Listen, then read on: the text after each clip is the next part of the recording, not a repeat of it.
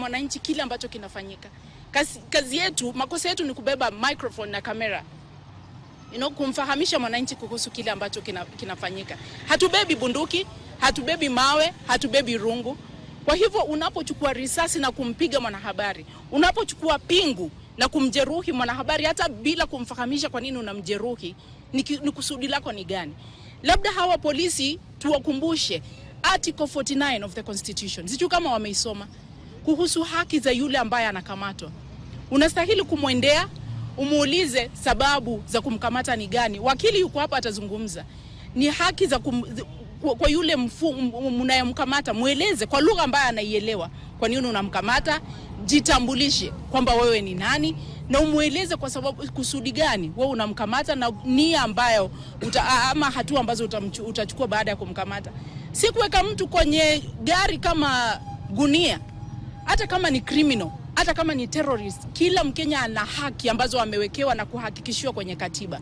Mshike kwa njia ya heshima, mfikishe katika kituo cha polisi na umpe haki ya kuwa na wakili.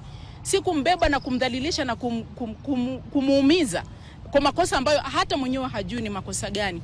Kwa hivyo tangu maandamano yaliyopita tuliona wanahabari wetu wakijeruhiwa. Wakumbuka wale ambao walilengwa wakiwa katika ndani ya gari, wanatumiwa vitoza machozi. Wengine wao they are still traumatized to date. Tumeshauriana na DCI, tumeshauriana na DPP, tumeshauriana na IG, lakini nadhani namna ambavyo Masha amesema hapa, statements hazitoshi. Itabidi sasa kama tumesukumwa ukutani, wakitaka tuingie barabarani tutaingia. Na nadhani hapa ndio umefikia wakati kwamba sasa tutatoa notice, 7 days notice. Kama hakuna yeyote ambaye atachukuliwa hatua, hatutakuwa na budi kuingia barabarani. Kwa sababu inaonekana hiyo ndio lugha ambayo serikali inaelewa. Kwa sababu umefika wakati ni kwamba sijui nini kinachofichwa. Tunapoeleza mwananchi ambacho kinaendelea, wanaogopa nini? Kama kweli haki inatendeka, kama kweli mambo yanafanyika jinsi ambavyo inastahili, uoga wao ni wa nini? Hatutakubali vyombo vya habari kudhalilishwa na kuhujumiwa namna ambavyo inaendelea. Ule wakati mwingine walisema mkichapisha taarifa fulani hatutawapatia matangazo. Kila wakati ni vitisho. Mkiangazia kile ambacho kinaendelea tutawazima. Tuna haki kama vyombo vya habari kuangazia kile ambacho kinaendelea humu nchini na kumfahamisha mwananchi kuhusu kile ambacho kinaendelea humu nchini, na hatutasita na hatutakoma na hatutatishwa. Tutaendelea kufanya kazi yetu kwa sababu ni haki yetu kumfahamisha mwananchi na kuhakikisha kwamba anajua kile ambacho kinaendelea. Inaumiza sana na hiyo kauli kusema mistaken identity. Wako wapi? Waje hapo watuambie kwamba ilikuwa mistaken identity. Nani hamjui Mash? Aliingia kwenye sekta ya wanahabari kabla yangu, na wakati niliingia nilimjua Mash ni nani. Hawezi kutudanganya kwamba mistaken identity. Hawajui Mash anakaa vipi. Hata kama ni mistaken identity, Mash is not a criminal. Kwamba mnamshika na kumrusha kama gunia. Na tunakemea kabisa, na poleni sana kwa familia. Bila shaka ni swala ambalo hatutaliachia hapa, tutalifuata hadi tamati. Jana tumetuma statement, lakini imekuwa statement zetu ni kama wameamua sasa ni za kufunga nyama. Wacha waropoko, hakuna kitu watafanya. Lakini sasa tunataka kusema umefika mwisho. SG. Okay, we are here to show solidarity with Macharia, who is our senior in the industry. And first of all, we condemn what happened today, and that is just a way of intimidating journalists so that they should not report what is going on in the country. And just to tell the people who sent these abductors is to know that actually we are going to be louder. We are actually going to be more bold so that we're able to inform the country what is going on. If they think that by intimidating journalists they are going to enforce information darkness, we must warn them that actually we are going to be louder. And we have to assure Kenyans that despite all these intimidations, we are going to give Kenyans credible and reliable information from what is happening in the country. We saw this happening last year during the protest, where the media was targeted, and even journalists were targeted individually so that they can scare us from reporting what is going on. We can only send a notice to them and also to journalists from wherever they are. Please go out with your tools of trade. Let us expose what is going on. If Kenyans are being killed, if Kenyans are being abducted, please come out and say it as it is. Don't be intimidated. We know yesterday a journalist was shot in Nakuru, 3 rubber bullets targeting her, and that is not by mistake. And I don't buy this story of mistaken identity of Macharia. That's what we call stories ajaba. And we can't tell the DCI that we are intelligent enough. We know what is going on.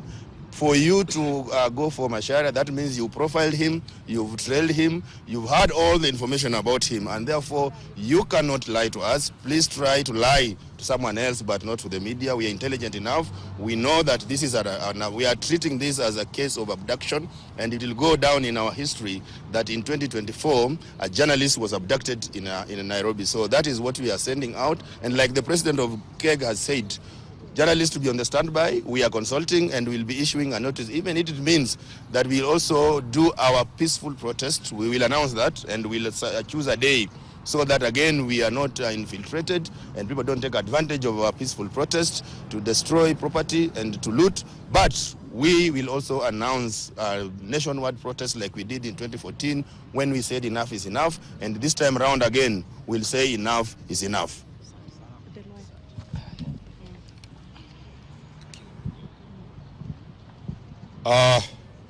It's quite a dark day that I've been summoned to leave the funeral service of the learned Judge Majanja, who died, to come and deal with a question of an illegality being committed by a state agency. I have now full instructions from all the stakeholders in the media industry to pursue this matter legally. First, the circular of the Director of Public Prosecution rests the responsibility of investigate police abuse, police misbehavior on the office of the IPOA. From here, we shall record a statement, a complaint at IPOA, because that is the constitutional office allowed to deal with this matter. After that, we shall institute a suit to compel IPOA and the National Police Service Commission to interdict the police officers who are involved in the act that has been committed to one of the journalists, a prominent journalist, a name in the industry that anybody cannot claim that they do not know him, that they went for him with a mistaken identity. 2, the law, the police standing orders, the Criminal Procedure Code provides for the manner in which a suspect is supposed to be arrested. Nobody is saying Macharia Gaido cannot commit a crime. He can't commit a crime. He's not above the law, but the law must be applied when arresting him, when charging him, when arraigning him before a police cell for him to be transmitted to court. So we shall be moving very swiftly today to implement the 2 legal instruments available for the citizens of this country. Third, this is not an isolated event. This is not an event that anybody can say that it was a mistaken identity. For the DCI to trail serious data has been analyzed, profiling has been done, risks have been assessed, timing has been agreed, and how to execute that matter. My good friend here tells me he was living at home.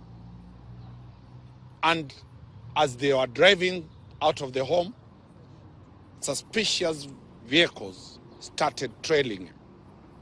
So as they were trailing him, they knew who they were trailing. They were not trailing a ghost. He immediately sensed, being a veteran journalist, and instructed the driver to rush to the nearest police station. The speed of the car and the expertise of the driver and the instinct of Macharia saved him.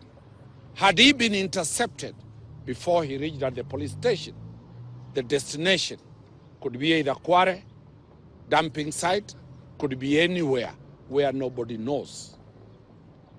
Still, the trailers had the audacity to come to the police station and manhandle Macharia Gaithu. If you can see, these are injuries. This is what the law says, that torture was banned in this country.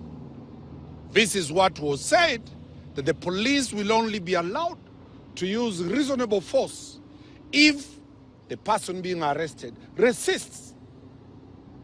Macharia Gaithu was within the police station, within the police premises.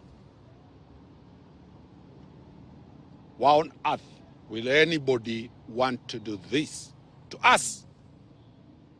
We shall be seeking that these cannot be police officers. These must be extrajudicial people appointed to execute illegal orders, and we shall move very fast to get the perpetrators of such a crime outside. What would happen to an ordinary Kenyan, unknown, whose face is not known in this country, if it can be done to a senior media personality to this? Is this an isolated attack on the freedom of the journalism, the freedom of the media? It is not. It is a well-choreographed attack, systematic attack to make sure that the media does not discharge their mandate. The Fourth Estate is protected by the Constitution of this country. It is protected by the statutory provisions of this country, and we shall be calling upon the new acting DIG to take charge of his people, and they operate within the law. Otherwise, the media cannot stop from discharging its mandate. Remember, the media never causes news. It reports news. They are a messenger. They can only report what has happened.